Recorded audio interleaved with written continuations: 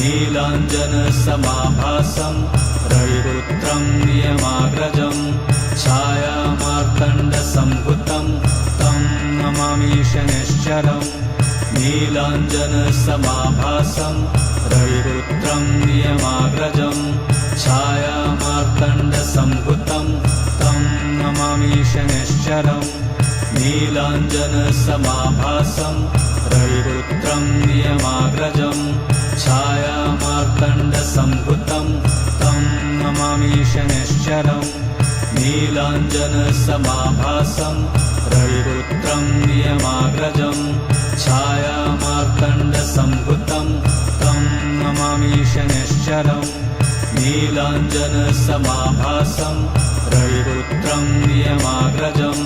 छायामार्तण्डसम्भुतं तं नमामि शनैश्चरम्